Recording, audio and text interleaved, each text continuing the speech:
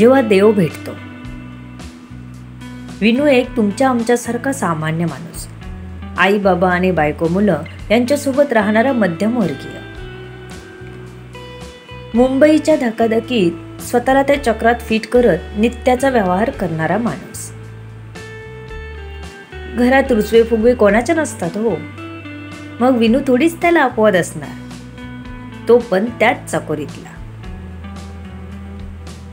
त्याला नेहमी वाटे की देवाने त्याला कृपा करावी आणि या संकटांना पळवून लावावं व शांत आरामदायी जीवन जगायला मिळावं. घरातून निघालं की जाताना रस्त्यात देऊळ लागे, गणपती बाप्पाचं देऊळ.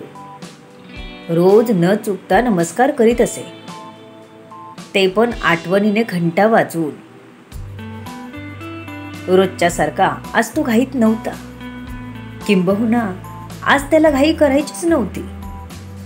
किती करायची रोज दगदग, आपली कोणाला किंमत नाही आणि दोन प्रेमाचे शब्द नाही. एवढं धावत जा तर बॉस काही कारण काढून ओरडतो. घरी निघालं की ट्रेनचा प्रवास नकोसा वाटतो आणि घरी आलं की वाटतं सगळ्यांच्या तोंडाला चिकटपट्टी बांधून शांत बसावं आणि विश्रांती घेतल्यानंतरच तोंड खोलावीत सगळ्यांची. ज्याला त्याला स्वतःचं म्हणणं सांगायचं असतं, माझं कोण ऐकतच नाही.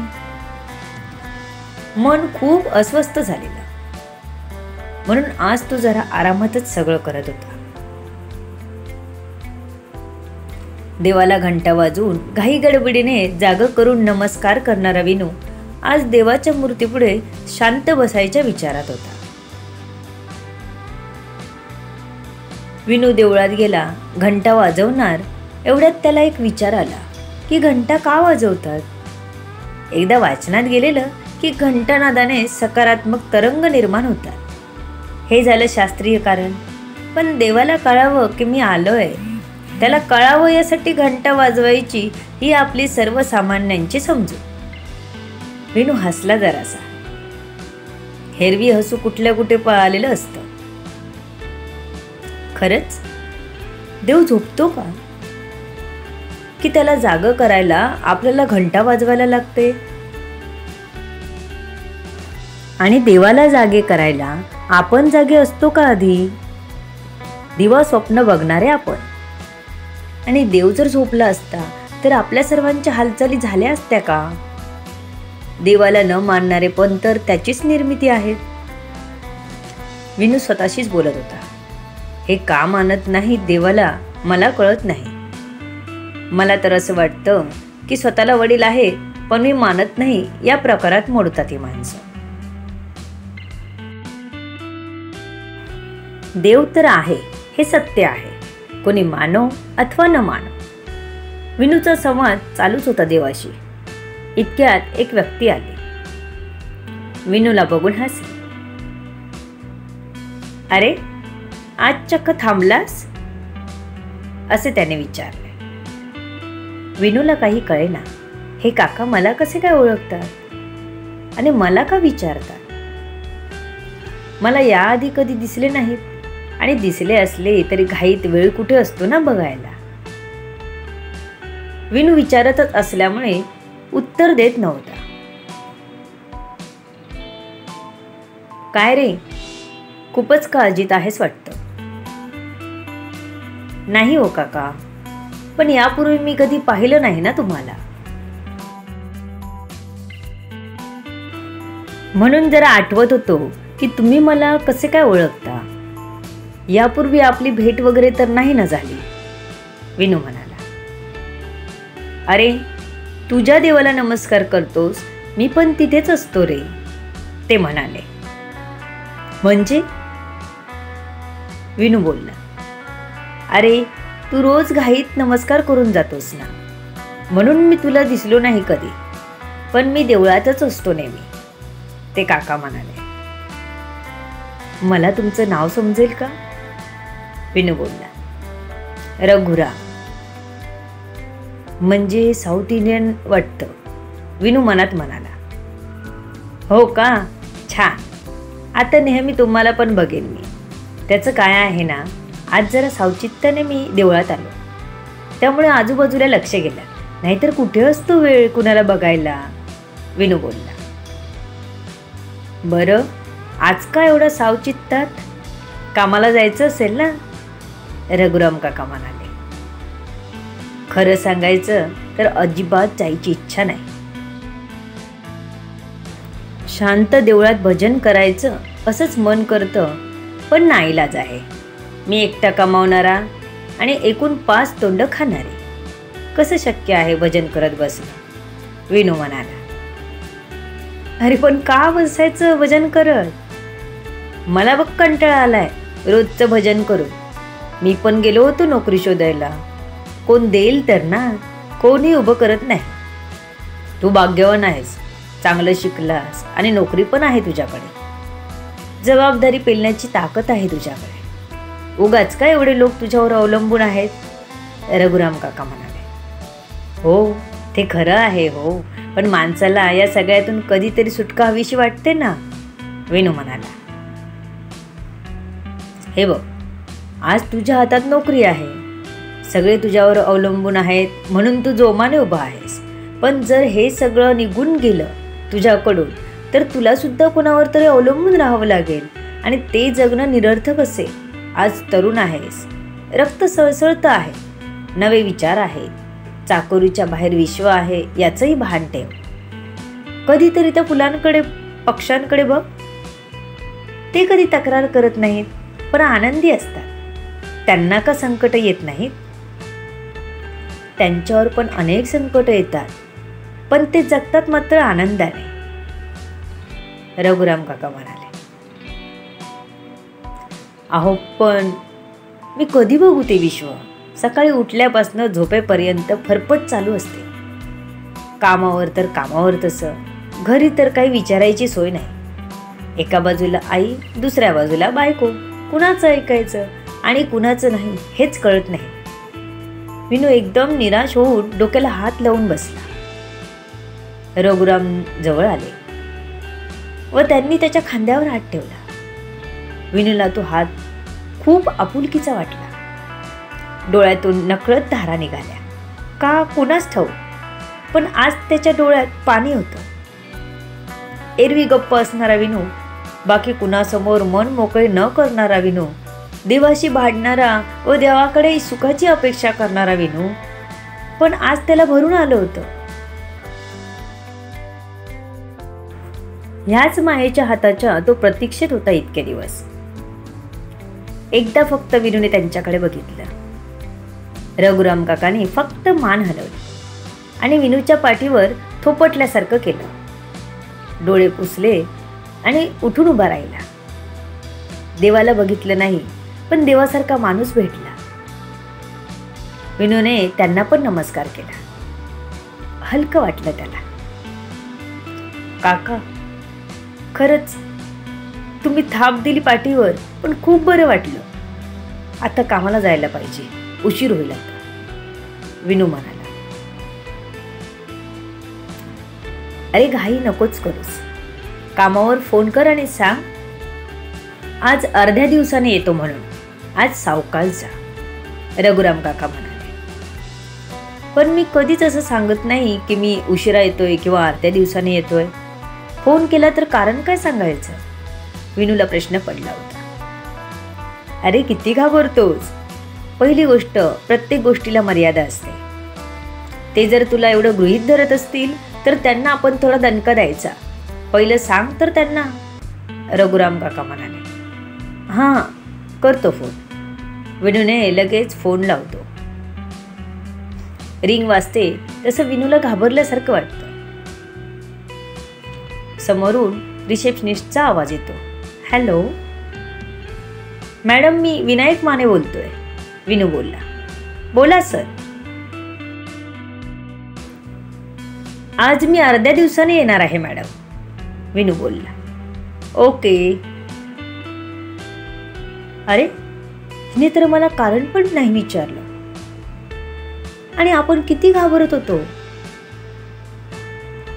आणि चक्क सर म्हणाले आपण तर हिच्याशी बोलणं पण टाळतो. बरोबर आहे रघुराम काकांचं. बरोबर बोलले ते. हे लोक आपण घाबरतो म्हणून घाबरवतात. विनू आता विचारात पडला, घरी जाऊन मग कामाला जाऊ की आत्ताच जाऊ कामाला. रघुरामनी बरोबर ओळखलं. त्याच्या मनात घालमेल चालू आहे. कसला विचार चालू आहे? रघुराम काकाने विचारलं. काका, डायरेक्ट कामाला जाऊ की घरी जाऊन मग कामाला जाऊ हे नक्की होत नाही, विनू त्यांना म्हणाला. आता कामाला जा, नाहीतर आता घरी गेलास तर परत तुला कंटाळा येऊ शकतो आणि निघालास तरी परत उशीर व्हायची भीती. तू आत्ताच नाही आणि सावकाश स्लो ट्रेनने जा, रघुराम काका म्हणाले. बरं, मी निघतो.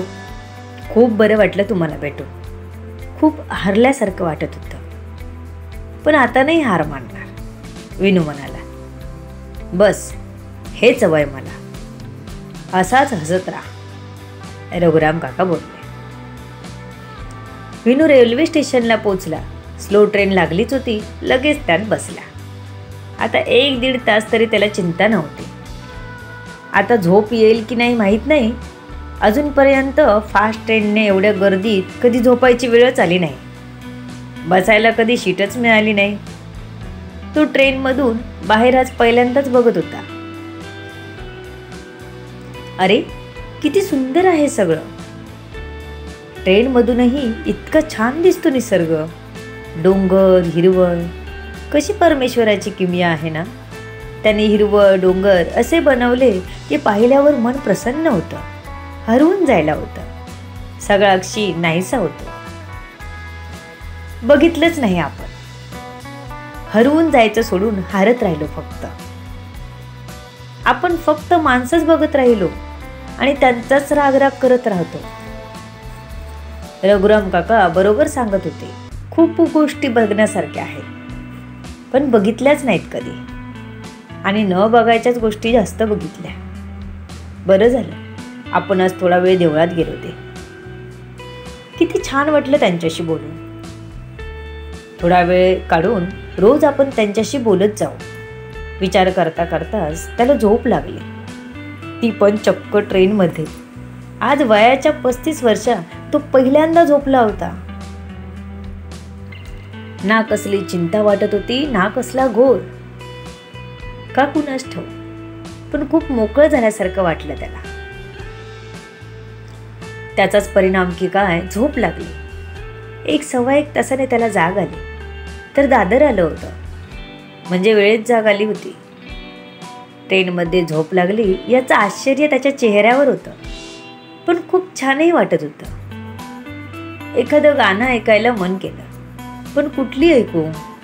जुनी गाणी की नवीन गाणी, हिंदी की मराठी? शेवटी भक्तिगीत काढून ऐकायला सुरुवात केली.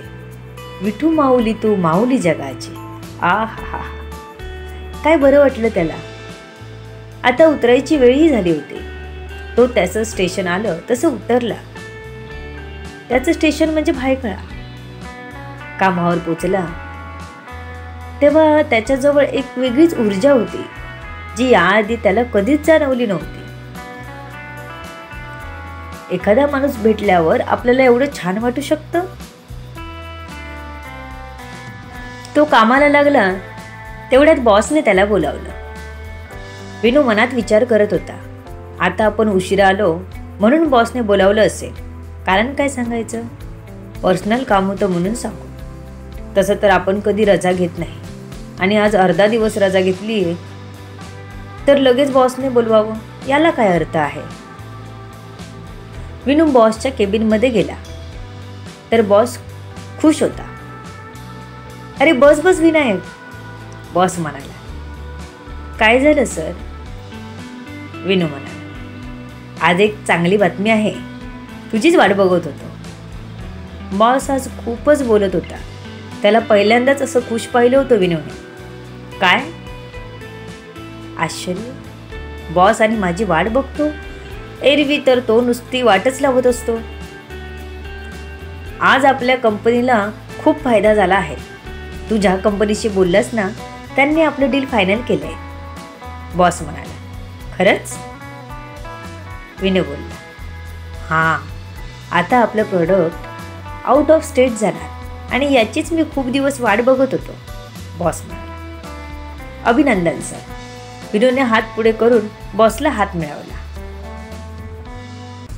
अजूनपर्यंत वाटलं नव्हतं हे काम तू करू शकशील, कारण याआधी खूप जणांनी ट्राय केली पण जमलं नाही. एकदा तुला देऊन बघू म्हणून मी तुला सांगितलं होतं, पण तू तर बाजी मारलीस. That's great. अभिनंदन. मला तुला एक सांगायचं आहे. तुला प्रमोशन दिले. आजपासून तू मला असिस्ट करशील. पगार किती वाढू बोल? बॉस आज मस्करी करत होता. एरवी याला कोण चावतं? अगदी तोंडाला कुत्रा बांधून फिरत असतो. मनात आलेलं 50,000 करा असं सांगायला. पण सर, तुम्हाला जो योग्य वाटेल तो करा, एवढंच विनू बोलला. काय होतंय काय आज? सगळं अनपेक्षित घडते. रोज किती काम करतो, त्याची साधी कोण दखल पण घेत नाही, आणि आज प्रमोशन मिळावं. घडतंय ते सत्य की स्वप्न स्वतःला चिमटा घ्यावा असं वाटत होतं. तो जास्त न बोलता बॉसच्या केबिनमधून बाहेर आला. सहनच होत नव्हता आनंद. डोळ्यातून पाणी यायला लागलं. काय करू? तसाच जागेवर जाऊन बसला. मनाने त्याला विचारलं, काय रे, काय झालं रे? मन्या, मला चिमटा काढ. मन्याने अगदी चांगलाच चिमटा काढला. विनू पण जोरात ओरडला. मन्या, काय रे, किती मोठ्याने काढलास चिमटा? पागल, असा काढतात चिमटा? तू सांगितलंस, मी काढला. आता तू सांगायला पाहिजे होते ना की हळू काढ म्हणून. मन्या, तू नाही सुधारणार आणि सुधारायची वाट पण बघू नकोस. आता काय झालं ते सांगशील की नाही, की अजून मूर्त शोधतोयस? मन्या, बॉसने मला प्रमोशन दिले. आजपासून मी डायरेक्ट त्याला असिस्ट करणार. विश्वास बसत नाही यावर, म्हणून तुला बोलो चिमटा काढ. तू तर पुरता राग काढलास माझ्यावर. नाही रे मित्रा, लागलं का तुला? सॉरी. अभिनंदन मित्रा. आणि प्रमोशन तो बनता येता, पण तो इतके दिवस साला देत नव्हता. पण बघ, आले देवाजीच्या मनात ते बॉसचं पण चालेना. मनाने टाळी दिली. विन्या, पार्टी तो बनतीये. मना एक काय तो मित्र होता त्याचा. पण विनूला आपले प्रॉब्लेम कोणाला सांगायला आवडायचेच नाही. त्यामुळे मनाशीही तू जास्त बोलत नसे. हां, देणार ना. बॉस पगार किती करू विचारत होता. अरे मग सांगायचं ना त्याला, दे 1,00,000-1,50,000 पगार. परत विचारलं नसतं त्याने. त्याचा फायदा झाला की लगेच त्याचा मूड बदलतो. पैशाच्या मागे नुसता. माणसांची पडली नाही त्याला. मना म्हणाला. जाऊ दे रे. विनू त्याला समजावत म्हणाला. हां, जाऊ दे, तू तेच केलंस अजूनपर्यंत. मना म्हणाला. हो रे, पण देव आहे ना, तू बघतोय सर्व. विनू म्हणाला. अरे पण त्या देवाला किती त्रास देणार तू? एक दिवशी येईल तुलाच भेटायला, म्हणाल माझा विनायक कुठे गेला, चांगलं माझं नाव घेऊन जन्माला आलाय. मना म्हणाला. मना, सोड रे, काय काय येतं रे तुझ्या मनात? तुझी कल्पनाशक्ती चांगली आहे. हां, तू चांगला लेखक होऊ शकतोस. विनू म्हणाला. राहू दे बरं का. बापो, भावना पोचल्या. पगार किती वाढेल काय अंदाज आहे रे? मना म्हणाला. काय माहीत, काय वाढवेल तो वाढवेल बॉस. मनाला आहे हेच मोठं. नाहीतर कधी पगार वाढ मिळते त्याची आठवण करून द्यायला लागते. विनू म्हणाला. संध्याकाळ झाली तसे विनूला घरी कधी एकदा जातोय असे झाले. कारण आनंदाची बातमी होती. आज काहीतरी गोड घेऊन जाऊ आणि जाताना देवाकडे पण गोड ठेव. त्याच्यामुळेच तर आपल्याला हे सगळं मिळते असा त्याने विचार केला आणि निघाला. देवळात गेला तर रघुराम काका बसलेच होते. काका, तुम्ही घरी कधी जाता? तुमचं घर कुठे आहे? विनूने त्यांना बघून आश्चर्याने विचारले. ना जाण्याची गरज ना येण्याची गरज. मंदिर हेच माझं घर, रघुराम काका म्हणाले. काय, तुम्ही इथेच असता? आणि तरीही इतके दिवस मला दिसला नाहीत? विनू म्हणाला. तू बघितलं असतंस तर नक्कीच दिसलो असतो, शेवटी मलाच आवाज द्यावा लागला. रघुराम काका म्हणाले. काका, चिडचिड होत होती हो खूप. कुठे बघणार, आज कंटाळून आलो होतो. पुढचा मार्ग दिसत नव्हता मला. देवाने तुमच्या रूपानेच मला मार्ग दाखवला. किती छान गोष्टी घडल्या सगळ्या. हा पेढा घ्या. आज प्रमोशन मिळालं मला, विनू म्हणाला. वा, छान, अभिनंदन, रघुराम काका म्हणाले. धन्यवाद काका.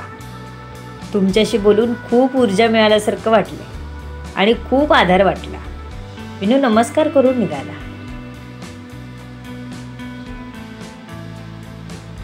घरी आज तो पहिल्यांदा इतका खुश होऊन जात होता.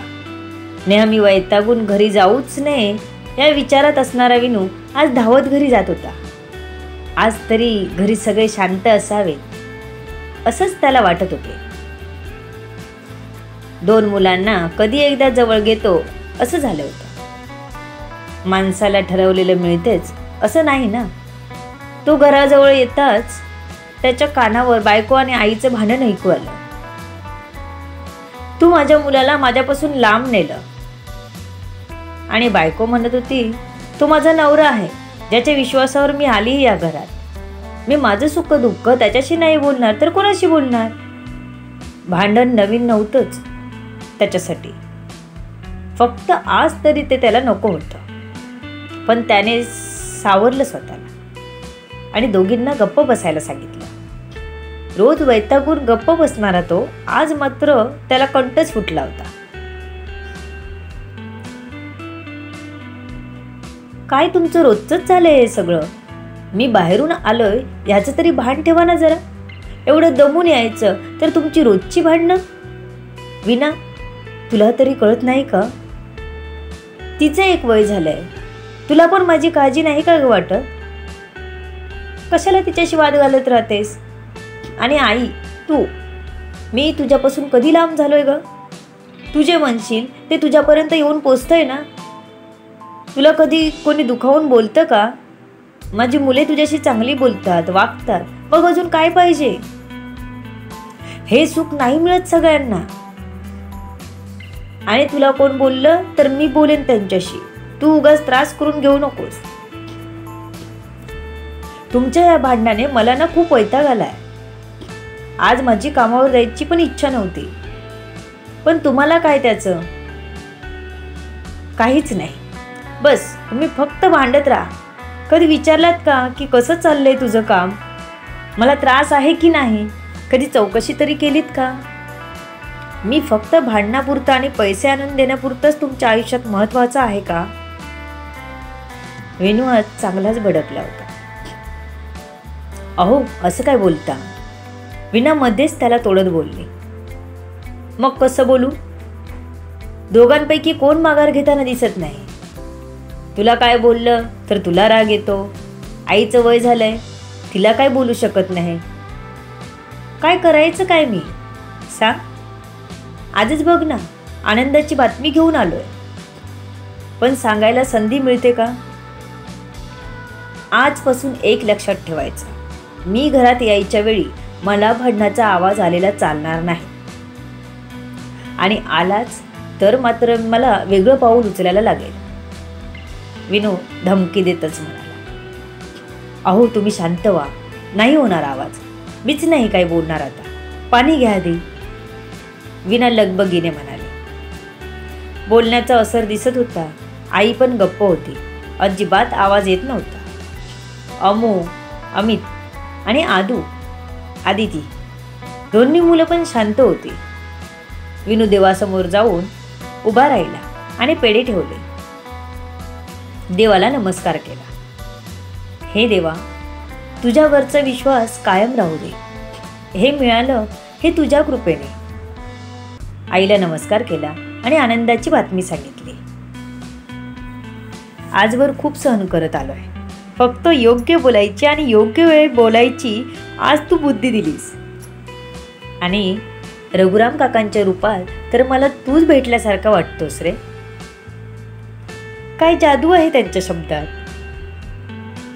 घसरत चाललेली माझ्या आयुष्याची ट्रेन आज एकदम रुळावर आली. आता कितीही प्रसंग आले तरी खचून मात्र नक्कीच नाही जाणार. आजचा आनंद देवा तुझ्या कृपेने मिळाला. विनू आज अंथरुणावर पडताच शांत झोपला. सकाळ झाली ती मात्र नव्या उमेदीची, उत्साहाची आणि आनंदाची. आज कामावर जाताना देवळात गेला. नेहमीप्रमाणे घंटानाद केला आणि रघुराम काकांना शोधू लागला. तिथे येणाऱ्या एका दोघांना त्याने विचारलं पण की इथे काका असतात नेहमी, रघुराम नाव त्यांचं, ते दिसले का तुम्हाला? पण विनूच्या प्रश्नाला कुणाकडे उत्तर नव्हतं. विनू विचार करत होता, नक्की कुठे गेले असतील ते काका? कुठेतरी बाहेर गेले असतील, भेटतील नंतर, म्हणून कामावर निघून गेला. संध्याकाळी कुठे दिसले नाहीत. रोज असतो मी इथेच, तुलाच दिसलो नाही म्हणणारे काका आहेत तरी कुठे? खूप शोधूनही जेव्हा त्याला रघुराम काका दिसले नाहीत तेव्हा तो गणपतीच्या मूर्तीकडे आला व तिच्या समोर बसला. एकटक बघत राहिला तर त्याला आज वेगळीच बसली ती. जणू रघुराम काका तिथेच आहेत असं वाटलं त्याला. आणि तो स्वतःशीच बोलला, म्हणजे रघुराम काका हे दुसरे तिसरं कोणी नसून देव होते. त्याने तिथेच साष्टांग नमस्कार घातला. अरे, मी तुला ओळखलं नाही देवा, पण यापुढे तुझे विचार मी नेहमी लक्षात ठेवे. मनोमन देवाचे आभार म्हणून आज घरी पोचला तर घर खरंच शांत होतं. विनूने देवाकडे बघून एक स्मित हास्य केलं. देवा, मला वाचवलंस. मी तर खूप कंटाळून आलो होतो रे, जगायला काय राहिलंय या विचारात, पण तू तर माझं अख्खं आयुष्य बदललंस. कारण देव आपल्या भक्तासाठी आला होता. तो त्याला निराशेच्या गर्तेतून बाहेर काढायला रघुरामचं रूप घेऊन आला होता. त्याचं काम त्याने चोख केलं होतं. आता फक्त विनू किती खरा उतरतो त्याच्या आयुष्यात हेच बघायचंय त्याला. आपल्या पण आयुष्यात असेच प्रसंग येत असतात. आपल्या आत पण एक रघुराम लपलाय, त्याला नक्की आठवा. आयुष्य इतकं सहज आणि सोपं नाही हो की आपल्या मनात आलं आणि संपवलं. त्या परमेश्वराला खूप कष्ट पडले. आईने आपल्यासाठी कष्ट, यातना सहन केल्या, तेव्हा कुठे आपल्याला हा जन्म मिळाला. अगदीच जीवनाचा कंटाळा आला असेल तर थांबा, विचार करा, पण आयुष्य संपवू नका. तुमचा विचार समोरच्यापर्यंत पोहोचवा. तुम्हाला होणारा त्रास त्यांना चांगल्या शब्दात सांगा. कथा वाचलात तर नक्कीच रघुराम आठवेल. खरं सांगायचं झालं तर पेपरमध्ये एक बातमी वाचली आणि ही कथा लिहावीशी वाटली. बातमी अशी होती की पंख्याला लटकून एका MD डॉक्टरने आत्महत्या केली.